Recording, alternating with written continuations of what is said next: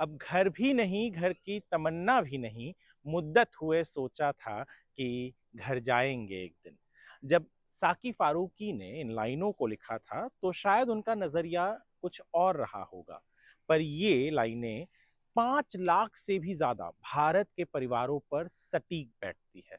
ये 5 लाख से ज़्यादा परिवार वो हैं, जिन्होंने कभी अपना खुद का यानी सपनों का घर हो ऐसी एक तमन्ना रखी होगी, घर जाने की इच्छा भी रखी होगी, पर जाने के लिए घर है ही नहीं, क्योंकि उन्होंने जिन रियल एस्टेट प्रोजेक्ट्स में अपने पैसों को लगाया था, वो बंद पड़े हैं।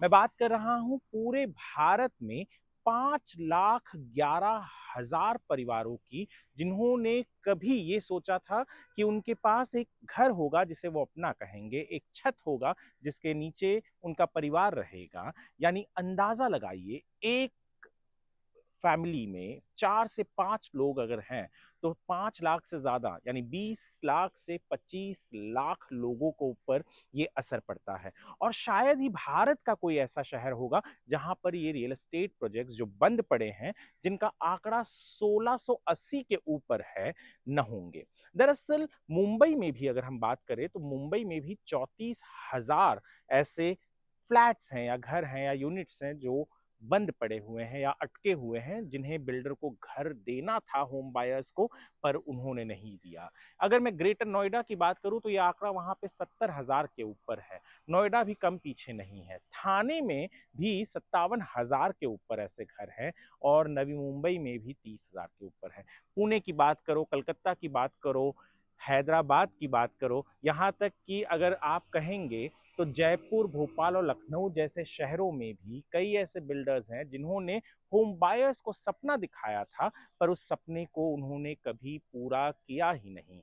उम्मीद नहीं कर सकते हम कि इतने लाखों लोग आज भी अपने आशियाने के लिए भारत में तरस रहे हैं, और खास करके उन शहरों में भी जिन्हें हम कहते हैं कि मेट्रोपोलिस हैं या मेट्रोपॉलिटन सिटी हैं, जहां लोगों में ये एक इच्छा होती है कि, या कहा जाता है उनके बारे में, कि उन्हें शायद कानून के बारे में बहुत ज्यादा पता है, और फिर भी वो ऐसे कारनामों में, बिल्डरों के कारनामों में अटक जाते हैं, अपने जीवन भर की पूंजी को फंसा देते हैं।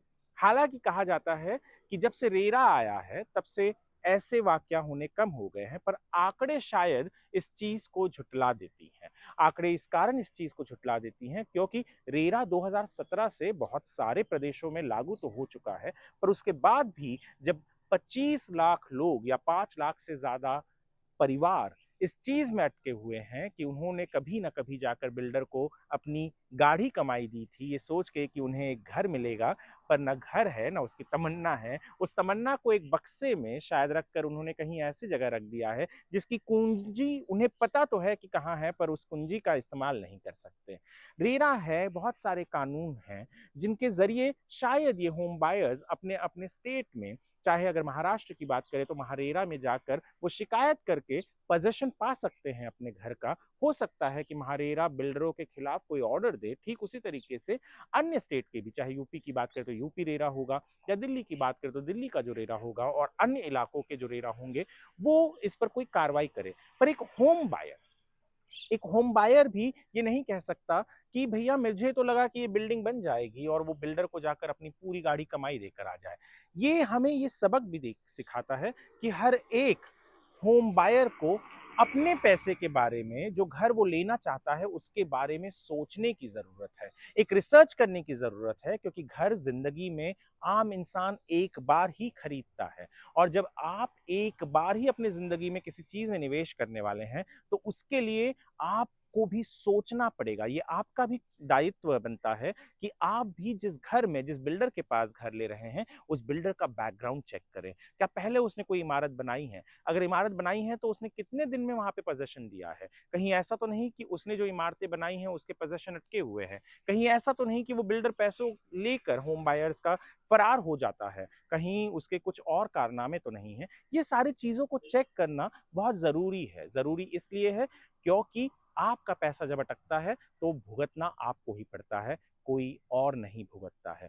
ये जो आंकड़े हैं ये शायद हमारे लिए एक तरीके के आई ओपनर यानी हमारे आँख को खोल के रख दे, इस तरीके के आंकड़े हैं। उम्मीद करते हैं कि आगे अगर आप कभी कोई घर ले रहे हैं, तो आपकी इच्छा और तमन्ना कहीं आपको दबा कर ना रखना पड़े और ये एक जो कहते हैं ना मन के अंदर एक तरीके का हम अफ़सोस लेकर जो बैठते हैं कि भैया कहाँ हमने हमारे पैसों को फँसा दिया। उस तरीके के अफ़सोस को आप ना जिए इसलिए अगर आप घर ले रहे हैं तो सोच समझ के लीजिएगा, अन्यथा ये जो 5 लाख का आंकड़ा है कहीं इसमें आपका भी नाम ना जुड़ जाए।